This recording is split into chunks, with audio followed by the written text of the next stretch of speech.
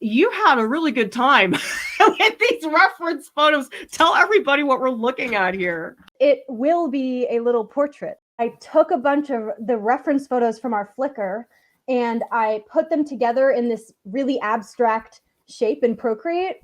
And you can see my painting like differs a lot from this, but this was a rough jumping off point for me. And then I kind of did what I needed to do in the actual painting to make it look more like a portrait. Today, I really spent a lot of time in Procreate and I was just cropping and editing these things together and I had a blast. I rarely draw just one straight reference photo. I always do something.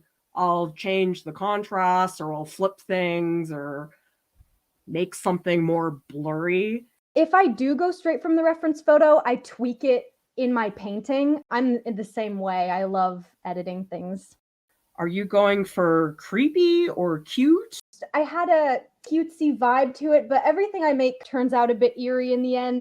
Oh, wait, do you play games, Mia? No, I watch TV and draw. Oh, okay. Let me know if you can see the face in it now.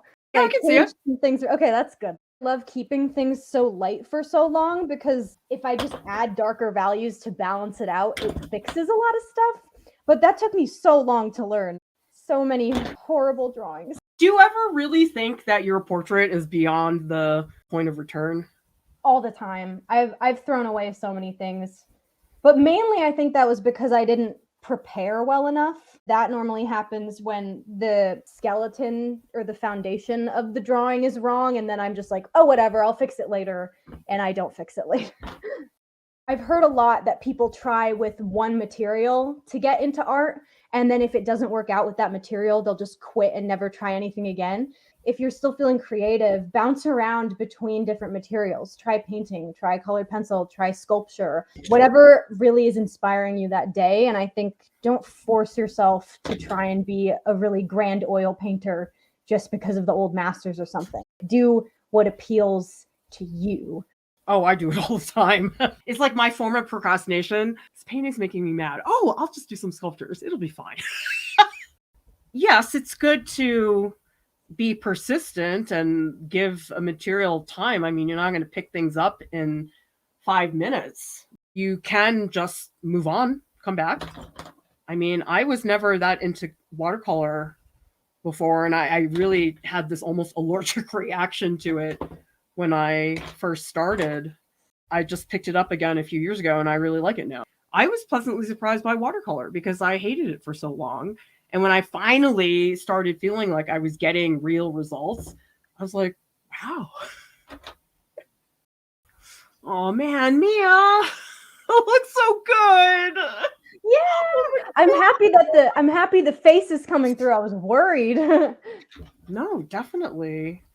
But see, Mia, I don't understand how you arrive at this. You know, I think I blocked out. Me, it's like so dreamy, beautiful, and ethereal. And it's like I look at the reference, and the reference is so, for lack of a better word, obnoxious.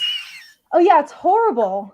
The reference photo stage is always weird because I have where I want it to go in my brain, but then if I show other people just the reference, they'll be like, what? I can't see that at all.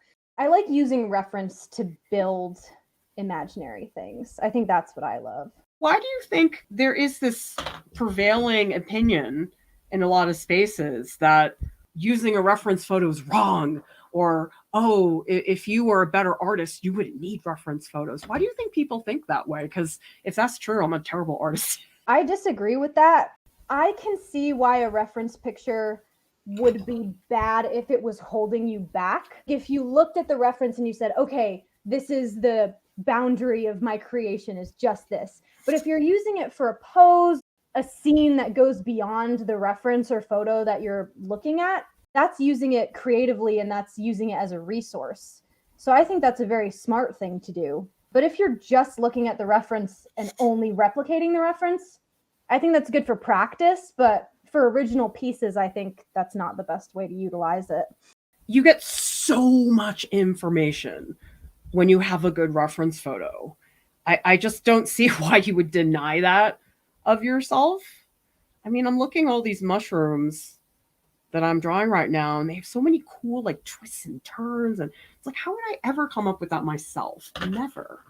I also think that people on the internet especially love discounting creative people in any way they can. So if someone's having a good time and making something, they'll be like, oh, well, this isn't real art. You used a reference. So if people are doing that to you online, don't take that too seriously.